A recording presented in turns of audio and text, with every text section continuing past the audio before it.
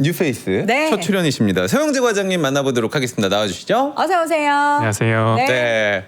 과장님 저희가 좀 까불었는데. 아, 네. 네. 보기 좋습니다. 괜찮죠? 시장 좋을 때 오셔가지고 그래요. 네. 안 좋을 때 왔으면은 다 초상집. 되게 네, 사실 우울하게 어제 해서 봤습니다. 이거 네. 어떡할까요 하면서 아마 과장님한테 여쭤볼 텐데 네. 사실 오늘 과장님도 이제 이 업계에 계시면서 네.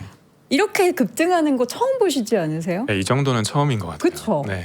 전 태어나서 처음 봐요. 네, 40여 년 만에 이렇게 급등하는 거를 네. 처음 봐서 사실 우리가 상한 기준이 지금 네. 30%로 늘어난 지도 얼마 안 됐잖아요. 그래서 이제 삼성전자, SK하이닉스 고상한가 가겠네요. 그렇죠. 네. 급등하는데 이게 뭐 이 질문 참 웃길 수도 있어요. 왜 급등하냐고 보세요. 아, 네. 사실은 뭐 여러 가지 이유가 있을 거고 네. 잘 아실 것 같긴 한데 그동안 수급이 좀 많이 꼬여 있었는데 저는 이제 지난번 미국 옵션 만기 지나면서 뭐 어느 정도 풀리지 않았나 생각했었는데 네. 마지막 한 방이 좀 남아 있었던 것 같습니다. 대표적으로 어제 있었던 이제 전 오픈AI 연구원이 만들었던 헤지펀드가 청산을 당한 게 이제 물량이 좀 많이 털어냈다. 네. 이런 심리로 작용한 게 아닐까 싶어요. 저희가 일단 오늘 자료 첫 부분에 그 네. 얘기가 있는데 도훈 씨랑 저는 이제 들어오기 전에 이런 게 뉴스가 돼서 이렇게 시장에 반영하나 했는데 실제로 이제 그 이야기가 있으니까 그건 좀 여쭤보도록 하고 네. 간밤에 미국장이 지금 굉장히 좋았잖아요. 네. 요즘 이제 미국 증시는 어떻게 흘러가고 있는지 조금 짧게만 소개 좀 부탁을 드릴게요. 아, 네. 사실은 미국 증시는 이제 반도체 지수로 많이 상승을 했다가요. 네. 그다음에 뭐 차익 실현이나 여러 가지 이슈가 겹치면서 떨어지면서 뭐 소프트웨어가 잠깐 올라가고 이런 모습들이 나오고 있었는데 네. 그런 가운데 이제 뭐 M7 기업들도 사실은 캐펙스가 들어가면서 이제 잉여 현금 흐름이 많이 줄어드니까 그럼 주가 못 가는 거 아니냐 이렇게 했었었는데 실적이 굉장히 잘 나오면서 이제 조금 바닥을 잡는 모습을 보이는 것 같아요. 네. 그래서 반도체랑 이제 M7이랑 같이 들고 가면 좋을 것 같은 느낌이다 정도로 생각하고 있습니다. M7과 반도체를 같이 갈 수 있는 그런 또 신호도 보인다라고 말씀을 해주셨습니다. 요 얘기 좀 한번 네. 해주세요. 오픈AI 출신의 헤지펀드 레오폴드 이 이슈가 그렇게 커요? 아, 네. 사실은 뭐 네. 이제 자료를 보면서 네, 사료 저희가 보여주시죠. 띄워드리겠습니다. 이 이슈가 사실은 뭐 금액적으로 봤을 땐 뭐 그렇게 안 크다고 느껴질 수도 있는데 뭐 사실 450억 달러 정도면은 뭐 미국 시장 규모를 고려했을 때 크지 않을 수 있다라고 느껴질 수 있지만 네. 사실은 사람들이 이제 매수하려는 사람이 있을 때는 이 정도 매도가 나오면은 다 받아줄 수 있을 텐데 시장이 많이 올랐다가 변동성 커지면서 떨어질 때는 이거를 받쳐줄 사람이 없으니까 쭉 밀리면서 이제 악재가 해소되면 이제 사람들의 심리가 살아나면서 이걸 뒷받침해주는 모습이다라고 생각하시면 될 것 같아요. 네. 과장님 혹시 지금 자료가 모니터에 보이시나요? 아, 네네 보입니다. 네, 같이 저희 좀 자료 띄워주시면서 네. 함께 하도록 하겠습니다. 네. 네, 말씀해 해주시죠. 아, 네. 그래서 사실 말씀드린 내용 대부분이고요. 그래서 왼쪽 차트 봐주시면은 이 시츄에이셔널 어웨어니스에서 보유하고 있던 보유 종목 봤을 때 뭐 네오클라우드 기업들, 뭐 네비우스나 블룸에너지, 뭐 아이렌 같은 기업들이 굉장히 많았는데 이 기업들이 이제 포지션들이 시타델이 인수를 하기로 결정을 하면서 네. 이제 매도 물량 나오는 게 줄어들지 않을까 하면서 매수세가 들어왔다라고 봐주시면 될 것 같고요. 네. 그래서 오른쪽 차트 봐주시면은 해당 종목들 위주로 강하게 급등을 한 상황입니다. 네. 이게 뭐 말씀해 주신 것처럼 미국 시장이 워낙 크니까 뭐 아무리 뭐 10배 레버리지 했다고 해도 되게 그 거래 전체 규모에 비해서는 되게 적다라고 생각하는데 그렇죠. 이게 어떤 약간 심리적인 그런 트리거를 확 풀어준 그런 사건이라고 생각을 하면 되는지. 네, 그렇게 생각합니다. 사실은 네. 뭐 SK하이닉스나 삼성전자나 펀더멘탈 워낙 좋은데도 주가가 엄청 네. 떨어졌잖아요. 네. 그게 결국은 이제 이번에 최근 뭐 한 달간의 장은 펀더멘털 장이 아니라 약간 심리적으로 헤지 펀드들이 이제 활동을 할 수 있었던 장이 아닌가 싶습니다. 그래서 혹시 그렇게 보면은 과장님 이제 우리가 국장 얘기이기도 하지만 ADR이 지금 미국에 하이닉스가 있으니까 네. 어제 우리 저 최태원 회장이 48억 자사주를 이제 산 거에 대해서도 시장이 그렇게 반응을 할 수 있는 신호로 보시는 거예요, 그러면? 아, 네, 사실 뭐 그게 신호였다면 국장에서 올랐을 텐데 네, 뭐 네. 그 이후에 올랐으니까 사실은 조금 더 큰 거는 헤지펀드의 이거다. 청산이지 않을까. 이게 더 크다. 그렇게 보고. 네. 제일 궁금한 거는 청산해서 그래요. 이제 어젯밤에는 미장도 오르고 오늘 국장도 그에 반응을 하는데 네. 이게 앞으로 이제 청산되고 나서 다 그러면 그래 모든 악재가 털려졌어. 우리 이제 다시 9,000원 향하여 10,000원 향하여 돌진 이라고 볼 수 있어요. 사실 이렇게 떨어질지 몰랐어가지고 네, 이 뒤에 그렇게요. 이만큼 오를 거다라고 얘기하는 것도 사실은 좀 약간 어렵죠. 그렇긴 한데요. 네. 어느 정도 반등은 충분히 나올 수 있다라고 생각하고 있고 다만 저는 미국 기준으로 봤을 때는 그렇죠. 반도체가 반등이 나오면은 이제 클라우드 기업들로 충분히 조금씩 넘어갈 만하다라고 생각하고 있습니다.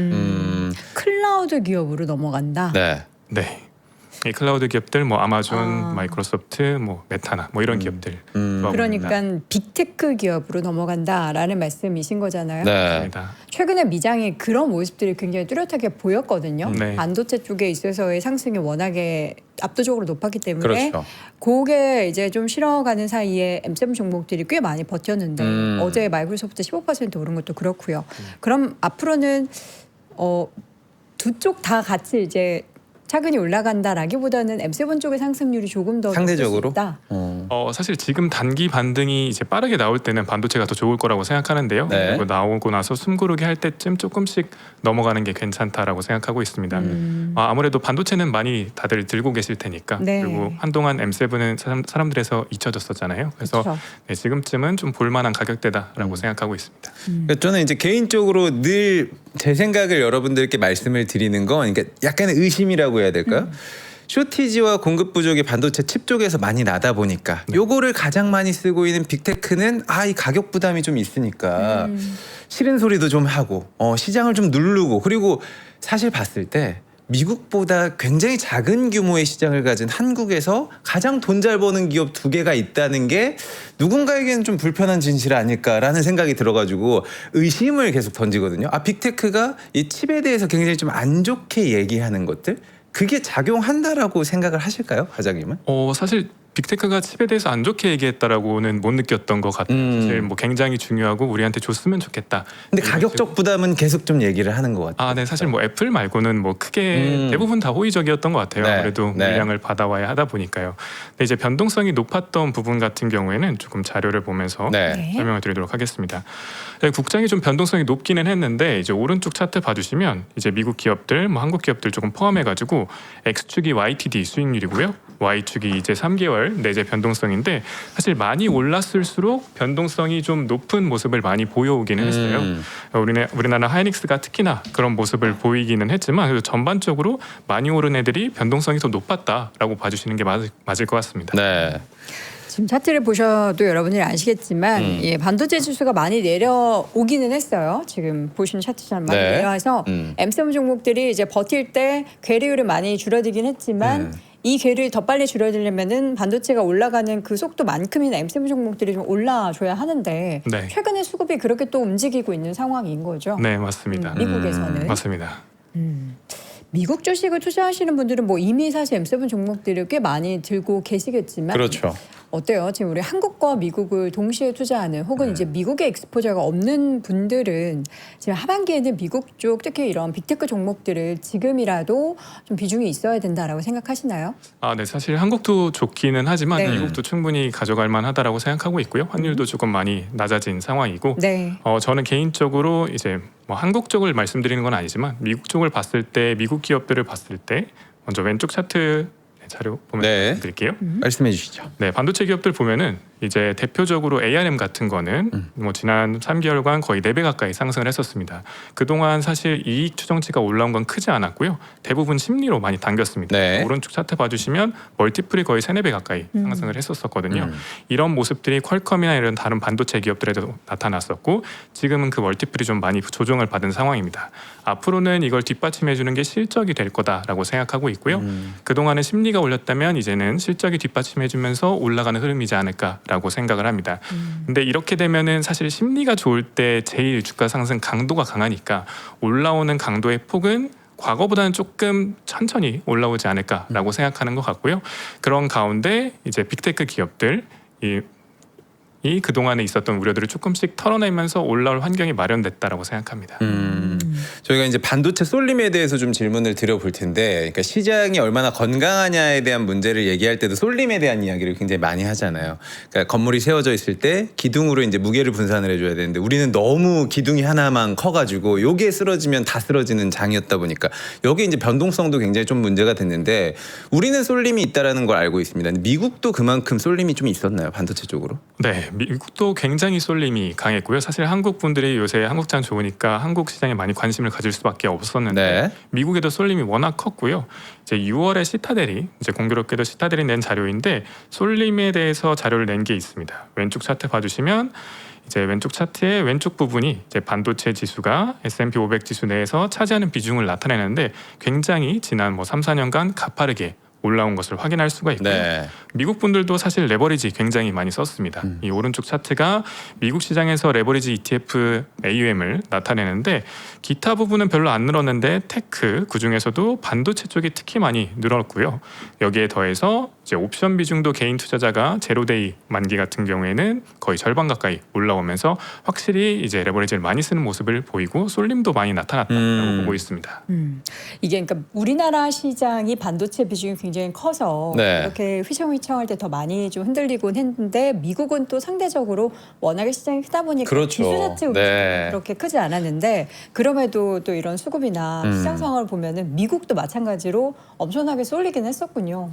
네, 맞습니다. 아무래도 미국은 조금 순환매가 나오다 보니까 지수 전반적으로는 좀 괜찮은 모습이었는데 네. 국내장은 한 번에 좀 반도체 밀리면 다른 것들도 다 밀리다 보니까 지수 전반적으로 좀 힘들었던 것 같습니다. 근데 생각보다 이제 필라델피아 반도체 지수 이렇게 떨어지는 거 말고는 계속 뭐 S&P 500이라든지 뭐 다우라든지 위에서. 계속 위에서 뭐 사상 또 최고치입니다 이런 얘기를 많이 들었던 것 같아가지고 우리 실적 얘기로 한번 넘어가 보도록 하겠습니다. 과장님 계속 지금 빅테크 실적이 나오고 있습니다. 네. 뭐 알파벳부터 시작을 해가지고 간밤에 이제 우리를 가장 또 설레게 했던 거는 마소? 마소, MS. 아유 정말 감사드리는데 마소 들고 있는 그분들께 분들은 얼마 안 되고 없어요. 저도 그래도 뭔가 아예 수혜를 받은 없어요. 느낌? 은혜를 받은 마이크로소프트는 느낌? 예전에 이제 컴퓨터 킬 때마다 제가 인사를 좀 드렸던 것 같은데 지금 굉장히 좀 다행이죠. 왜냐하면 우리 늘 얘기했지만 까다로워졌다라는 얘기를 많이 했어요. 실적 확인해야 되죠. 캐펙스 투자 확인해야 되는데 근데 니네 투자할 돈 있어까지 확인을 해야 됐단 말이야.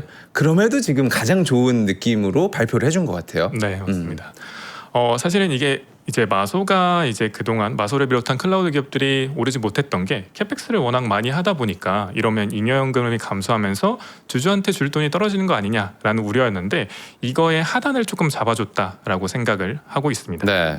네, 이제 왼쪽 차트를 볼 텐데요. 이제 마이크로소프트의 캐펙스 추이 및 전망인데 이번 실적 발표에서 향후 캐펙스에 대한 이제 힌트들을 굉장히 많이 줬습니다. 그래서 우선 마이크로소프트가 줬던 거를 기반으로 해볼 때 다음 분기에 500억 달러, 그 다음 분기에 580억 달러 쓴다라고 얘기하면서 연말로 가면서 이제 아무래도 캐펙스가 더 늘어날 거다라는 안정감을 줬다라고 봐주시면 될 것 같고요. 네. 여기에 대해서 하나 더 중요했던 게 네. 마이크로소프트가 다음 회계연도 이제 7월부터 시작하는데 이때 캐펙스가 전년 대비 성장하더라도 잉여 현금 흐름이 플러스를 유지할 거다라고 밝혔습니다. 그래서 캐펙스가 어느 정도 수준으로 집행될 건지 얘기를 해준 건데 그래서 오른쪽 차트를 봐주시면 마이크로소프트의 영업활동 현금 흐름을 보면은 2,200억 달러 정도 됩니다. 그래서 이 정도 선에서 투자를 할 거다라고 얘기를 해줬다라고 생각합니다. 네. 그래서 이거를 기반으로 봤을 때 조금 조심스럽긴 하는데요. 이제 왼쪽 차트를 봐주시면 상반기에 이 정도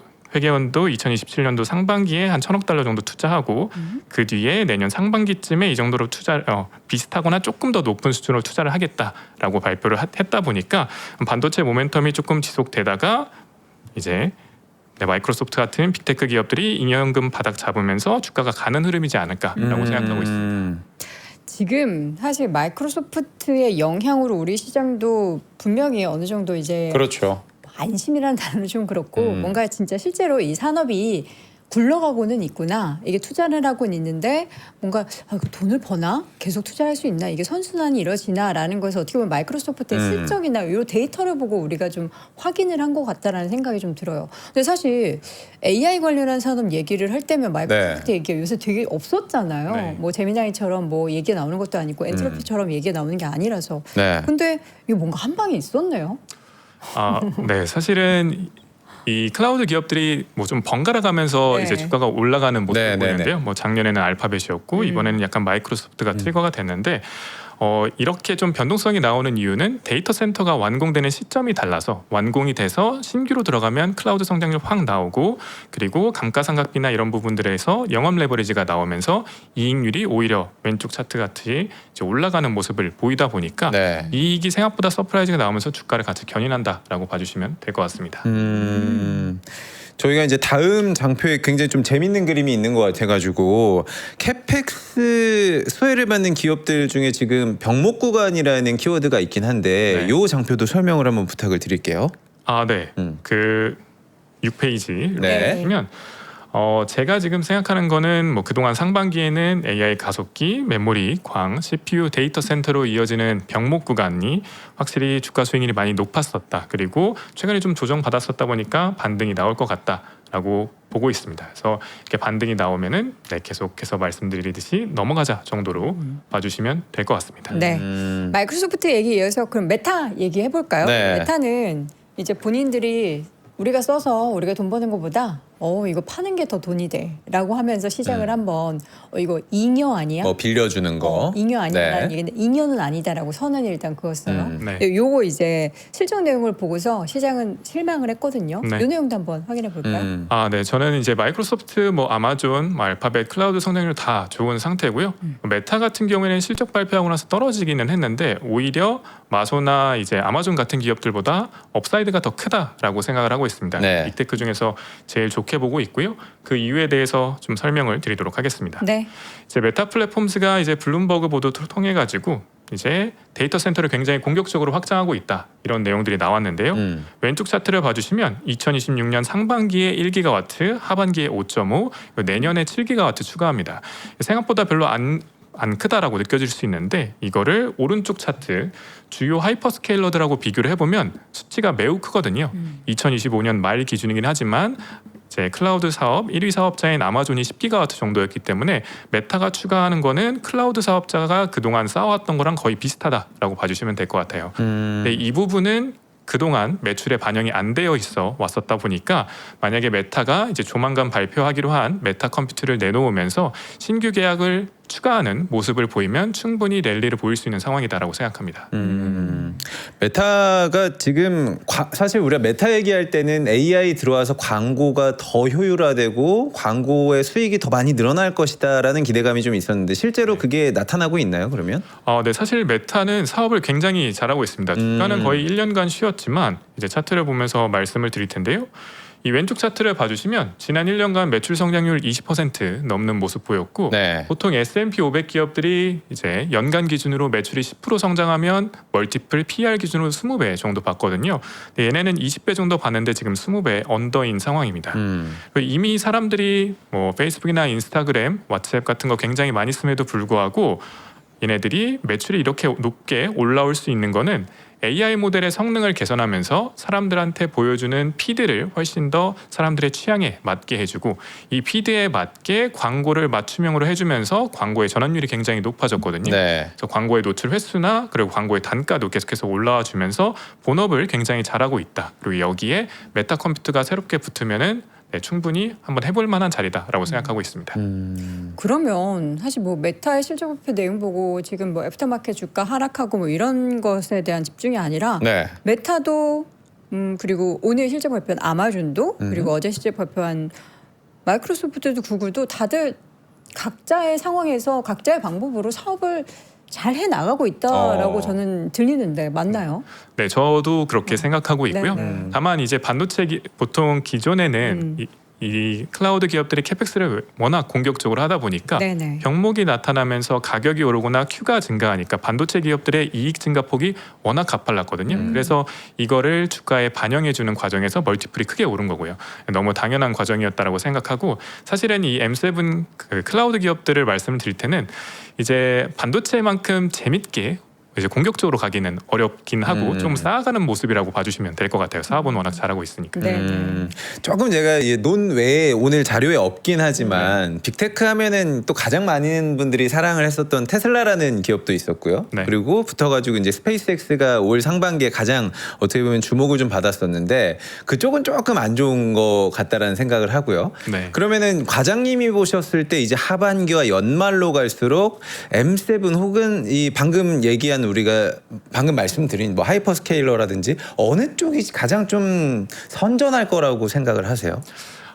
네. 그래서 우선은 이제 반도체가 먼저 좀 반등하고 다시 올라오는 모습 보일 거다라고 보고 있고요. 뭐 그 다음에 못 간다라는 건 아니고 이제 캐펙스가 계속해서 이루어지다 보니까 실적이 올라가면서 주가가 올라오는 모습일 거다라고 생각합니다. 단기 반등 나오면 그 다음에는 이제 M7 기업들이 좀 가는 M7 기업들 중에서도 클라우드 기업들이 좀 클라우드 기업들이라고 생각하고 있고요. M7 내에서는 사실 요새 주가는 안 좋지만 테슬라도 한 방이 있지 않을까라고 생각하고 있습니다. 그 이유는 뭐 너무 빠졌다라는 생각이 네. 있으신가요? 사실 너무 빠졌다도 있기는 한데요. 네. 테슬라를 좋게 보는 이유는 요새 이제 자율주행 쪽에서 이제 기대감이 좀 많이 올라오는 것 같습니다. 한국 사람들이 이제 가장 빠른데 FSD V14 라이트나 뭐 이런 모델 나오면서 판매량이 좀 올라오는 부분도 있고요. 결국에 제일 중요한 게 로보택시 가치가 가장 큰데 이게 언제쯤 배포될 거냐가 제일 중요합니다. 네. 근데 이번 실적 발표에서 나온 이제 자료를 보면은 연간 이제 사이버캡 12.5만 대 생산하겠다라고 캐파를 공격적으로 이제 제시를 해줬거든요. 그래서 이게 생산이 되면서 배포가 되기 시작하면은 이 가치를 주가에 다시 반영시켜 줄 거다라고 생각을 하고 있습니다. 지금 사실 미국 주식에 대한 관심이 여전히 있기는 한데 네. M7을 투자를 그동안 여러분들이 꽤 많이 안 하셨던 이유 중에 하나가 워낙에 반도체 주는 상승률이 맞아요. 엄청나게 컸잖아요. 네. 근데 이게 그 주식을 투자하시다가 M7 쪽 오면 또 살짝 재미없을 수 있단 말이에요. 근데 그럼에도 불구하고 우리가 M7 쪽에 왜 관심을 가져야 하는지 지금 산업을 누가 이제 리드하고 있는지를 네. 여러분들께서 쭉 들어보신 건데 그럼 앞으로 뭐 업황에 대해서 우리가 좀 가늠해 볼 수 있는 뭐 그런 데이터들을 좀 보면서 좀 이야기를 마지막으로 풀어봤으면 좋겠어요. 네, 사실 뭐 워낙 많이 들으셨겠지만 네네. 결국에는 이제 캐펙스가 제일 중요한 것 같고요. 이번에 실적 발표를 들어봤을 때 전반적인 톤은 2026년, 2027년 수요 너무 좋고 거기까지는 공격적으로 캐펙스를 투자할 거고 그 다음에 2028년 같은 경우에는 아직 시간이 남았으니까 수요를 보면서 뭐 GPU나 이런 거는 빨리 사가지고 몇 개월 안에 공급을 할 수가 있으니까 이제 수요 보면서 대응하겠다라고 얘기를 해주고 있습니다. 그래서 결국에는 우리가 이제 실제 사람들이 뭐 오픈라우터나 이런 사이트를 통해서 확인하듯이 토큰을 얼만큼 생성해내느냐 그 부분이 얼만큼 가파르게 올라오느냐 그리고 뭐 이 AI가 일반적인 LLM 모델에서 나아가서 피지컬 AI로 확실히 빠르게 확장되느냐 이런 것들을 보는 게 중요할 것 같습니다. 저희가 이제 시간이 넉넉치가 않아서 금요일에 일부로만 모셨는데 목소리 좋다는 얘기들이 굉장히 많습니다. 하반기에 우리, 자주 뵈야 될 것 같아요. 최영재 과장님. 네. 예. 왜냐하면 미국 주식 얘기를 더 많이 해야 하는 구간들이 사실 상반기에는 작년에도 그랬고 네. 선진국 시장으로 그리고 자금들이 신흥국 시장으로 자금 들어오고 있습니다. 그런데 얼마 전부터는 선진국으로 다시 자금이 흘러가고 있다 이런 얘기들을 많이 하잖아요. 그렇죠? 그렇기 때문에 과장님을 하반기 많이 뵈야 될 것 같다. 저는 개인적으로는 근데 국장이 좋아서 네. 저를 부를 일이 좀 적었으면 네. 안 나오실 건 아니고 아이고, 네, 또 여러분들이 좀 아직도. 기분이 더 예. 좋으니까요. 네. 그리고 저희 여도원 앵커는 미국 증시 전문가분들을 늘 사냥하고 다니시는 분이기 때문에 그렇죠. 이분이 이제 조금 조심하셔야 되고요. 새벽에 일찍 일어나시나요? 네, 일찍 일어나려고 예. 노력하고 있습니다. 노력. 예. 조금 성급한 질문이지만 네네. 이 질문 한번 드려볼게요. 저희가 이제 워낙 국장이 힘들었던 거는 솔림과 그리고 반도체 투톱이었고 또 반도체는 미국에서도 많은 또 관심이 있다 보니까 그렇죠. 네. 단기적으로 좀 성급한 문제지만 패닉셀 국면은 좀 넘어간다라고 판단을 해도 될까요? 기술적 반등이라도. 네, 저는 그렇게 생각하고 있습니다. 네. 저는 사실은 지난 번에 있었던 옵션 만기가 마지막이지 않을까 싶었는데 네, 그동안 그 뒤에로도 조금 계속해서 빠지는 모습이 있어서 네. 왜 그러지 했었는데 뭐 헤지펀드가 좀 청산되면서 확실히 패닉셀은 좀 많이 완료되지 않았을까라고 생각합니다. 네. 자, 패닉셀이 끝나고 뭐 지금 조금 시장 상승폭이 줄어들었다고 여러분들이 밀린다 막 이러는데 네. 10시 반이에요, 여러분. 우리가 약속의 시간 한 10시 반 되면은 늘 시장이 상승폭을 좀 반납하긴 했어서 요거는 좀 우리 보죠. 네, 11시 되면 보시죠. 좀 다를 수 있으니까요. 자, 오늘 이제 미국 시장에 대한 움직임 하반기에도 우리는 계속해서 뭐 국장도 당연히 응원하지만 미장 속에서는 여러분들의 포트폴리오 안에 M7 종목들에 대한 관심도 분명히 가지셔야 한다는 말씀 전해드렸습니다. 네. NH투자증권 자산관리 컨설팅 센터의 서영재 과장님과 함께했습니다. 과장님 고맙습니다. 고맙습니다.